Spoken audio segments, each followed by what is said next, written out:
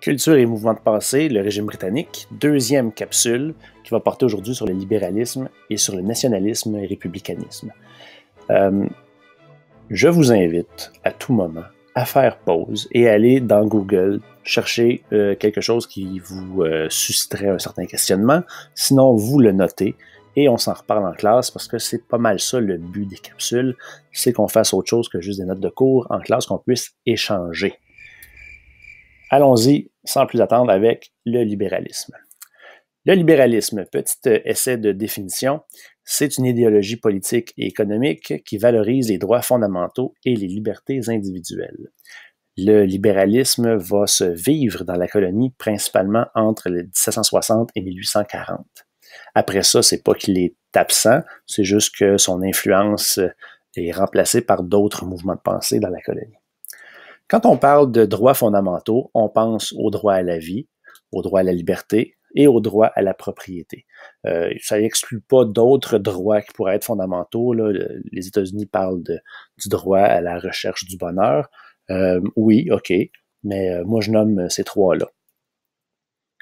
Ces droits-là, les droits fondamentaux, ils sont inaliénables. Ça, c'est un beau mot pour dire que tu viens au monde avec de base. On ne peut pas te les enlever. Tu les as.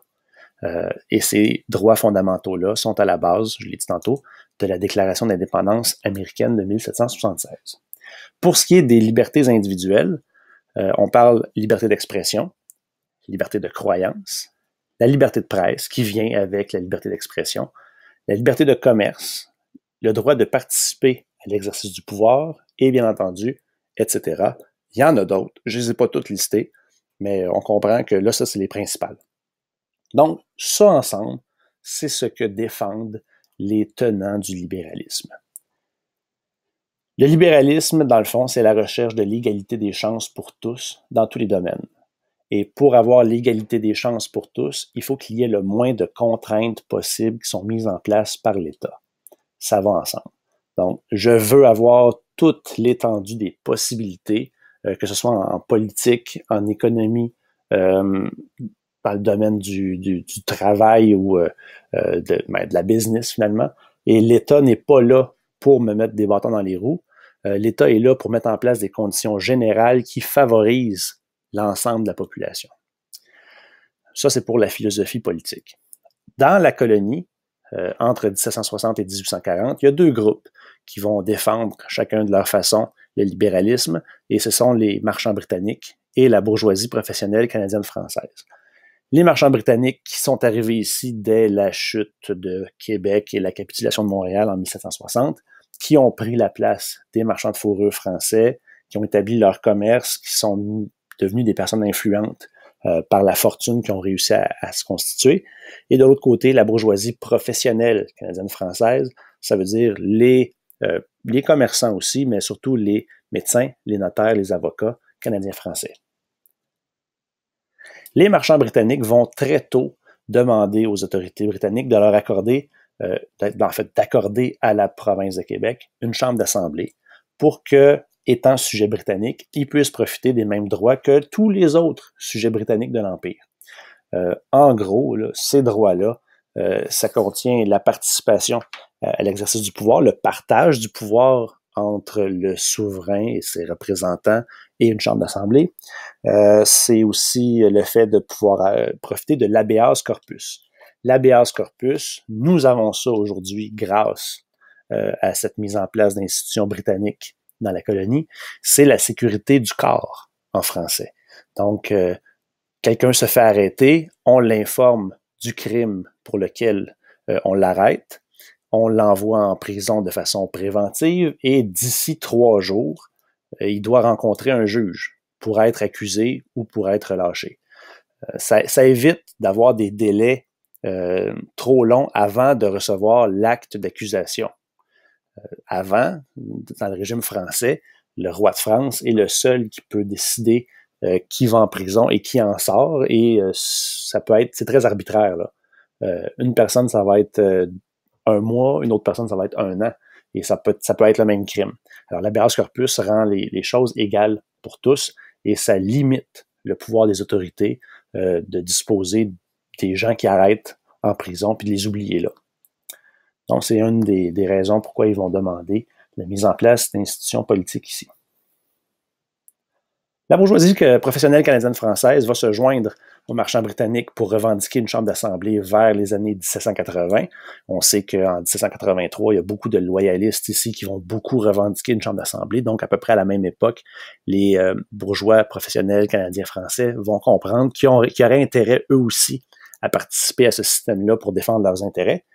La bourgeoisie professionnelle est active dans le domaine de la presse et s'en sert pour faire la promotion des idées libérales. Allez voir idées libérales, c'est la même chose que vous avez vu en secondaire 3, mais c'est aussi les libertés individuelles que j'ai nommées plus haut. La bourgeoisie professionnelle défend la séparation de l'Église et de l'État, donc l'Église s'occupe du domaine spirituel et religieux, l'État s'occupe de la vie quotidienne au jour le jour à travers les lois, les règlements, ces choses-là. Et la bourgeoisie professionnelle, surtout, va dénoncer les seigneurs canadiens et le clergé, parce que ces deux groupes-là s'opposent à ce qu'il y ait une chambre d'assemblée, parce que ça viendrait leur enlever beaucoup de pouvoir et d'influence. Ils ne serviraient plus d'intermédiaires, ils ne seraient plus des personnes privilégiées avec qui le pouvoir politique interviendrait pour savoir qu'est-ce qui se passe, puis recevoir des recommandations de leur part. Les manifestations culturelles du libéralisme sont surtout au Canada les journaux d'opinion. Donc là, j'ai joué avec les couleurs. Le Canadien, un journal canadien-français. Le Québec Mercury, un journal qui défend le point de vue britannique. The Vindicator, malgré son nom, c'est un journal qui est sympathique à la cause canadienne. C'est des Irlandais, surtout, qui vont écrire là-dedans. Puis les Irlandais et les Canadiens sont un peu des alliés quand ça donne. La Minerve, un journal canadien aussi. Donc, dans leurs journaux, ces éditorialistes-là vont... On parle pas de ce qui se passe dans la vie de tous les jours, mais on traite d'idées. Donc, l'importance d'avoir une chambre d'assemblée, l'importance exemple du gouvernement responsable, l'importance de gérer les dépenses du gouverneur, puis de savoir où vont nos taxes, puis pourquoi on veut pas que les subsides soient utilisés par le gouverneur pour rembourser sa dette, c'est dans les journaux que ça va être expliqué à la population. Du côté des Britanniques, en lien avec la liberté d'expression, il y aura la présentation de pièces de théâtre au Theatre Royal, très mal dit, au Theatre Royal à Montréal. Ça, c'est au site actuel du marché Bon Secours. Et là, c'est le temps de faire pause, d'aller sur Google et d'aller voir c'est quoi le marché Bon Secours dans le Vieux-Montréal. Tu es peut-être déjà passé devant, puis tu savais pas c'était quoi. Nationalisme et républicanisme. Donc, ces deux mouvements de pensée-là, moi, je les relie au libéralisme. C'est une extension un petit peu de ça. Ça va être dans la colonie entre les années 1830 et 1839. C'est en plein pendant la période des troubles des patriotes. Ces deux mouvements de pensée, je l'ai dit, découlent du libéralisme. Ils sont rattachés surtout au concept de politique et de territoire. C'est l'attachement à un endroit où est-ce qu'on s'identifie en fonction de caractéristiques communes, blablabla, on va le voir plus tard. Le républicanisme, ça reconnaît, puis là on rentre dans la philosophie politique, que la souveraineté d'un État, la capacité d'un État de se gérer lui-même, ça se trouve entre les mains du peuple. Donc la souveraineté n'émane pas d'une personne qu'on appelle le souverain, qui en d'autres mots c'est le roi ou la reine, là.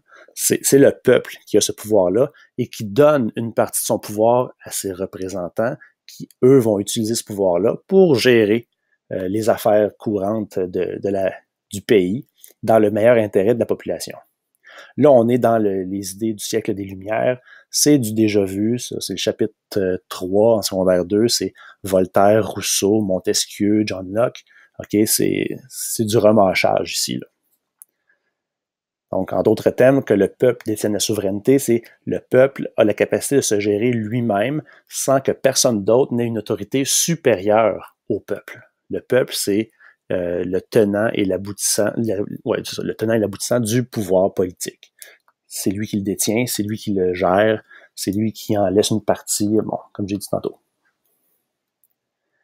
Le républicanisme va s'exprimer dans la colonie pendant les années 1830 en raison des refus répétés des autorités britanniques de répondre aux demandes des patriotes. On veut le gouvernement responsable? Non. On veut le conseil législatif élu? Non. On veut pouvoir contrôler le budget du gouverneur? Non. On ne veut pas que le gouverneur puisse piger dans les taxes? Ah ben non, oui, ça, il peut le faire. Fait à chaque fois, il y a un refus, il y a une opposition entre les deux, et à chaque fois, ça m'a entraîné une coche de plus sur l'échelle de la radicalisation du Parti patriote, où est-ce que le parti va se diviser en deux ailes, l'aile modérée, l'aile de Louis-Joseph Papineau, ceux qui veulent, par la négociation et le caractère légal de la chose, obtenir des changements. Ça, c'est l'aile qui va prendre son temps. Et de l'autre côté, c'est l'aile révolutionnaire, l'aile des frères Nelson, ceux qui veulent que ça aille vite, ceux qui veulent que ça se fasse maintenant, tout de suite. Et comment on va faire ça? En prenant les armes. Donc, c'est pas très légal comme façon de procéder. C'est donc l'aile révolutionnaire qui va prendre les armes en 1837 et encore une fois en 1838. Et c'est aussi l'aile radicale avec les frères Nelson qui va proclamer l'indépendance de la République du Bas-Canada en 1838. Ça n'a eu aucune incidence. Ça n'a rien changé politiquement, mais le manifeste a été lancé, la phrase a été dite, ça a été publié, mais il ne s'est rien passé parce qu'ils les ont perdus, leur rébellion, les patriotes. Le nationalisme, une petite définition, c'est de reconnaître qu'un groupe d'humains partage certaines caractéristiques communes et que ces gens-là forment une nation. Les critères qu'on va souvent associer à la nation sont la langue, la religion et l'origine ethnique. Donc, pour les Canadiens nationalistes, c'est la langue française, la religion catholique et le fait qu'ils soient descendants des premiers colons français. Donc, c'est ça qui fait qu'on est Canadien. Le Parti patriote est une manifestation du nationalisme parce qu'il défend la nation, il défend les intérêts des Canadiens. Il y a aussi des initiatives citoyennes comme Ludger Duvernay qui, en 1834, va fonder ce qu'on appelle la Société Saint-Jean-Baptiste. Et eux, ils font la promotion du nationalisme canadien. C'est de la glorification de on est Canadien-Français, nous sommes francophones, l'importance de la religion, défilé de la Saint-Jean-Baptiste avec le petit gars, les cheveux frisés, des chars allégoriques, tout ça. Fait que ça part de là. C'est faire la promotion, informer les gens sur c'est quoi faire partie de la nation canadienne. Donc, ça met un terme à cette petite capsule. On va poursuivre dans la prochaine avec l'ultramontanisme et l'anticléricalisme.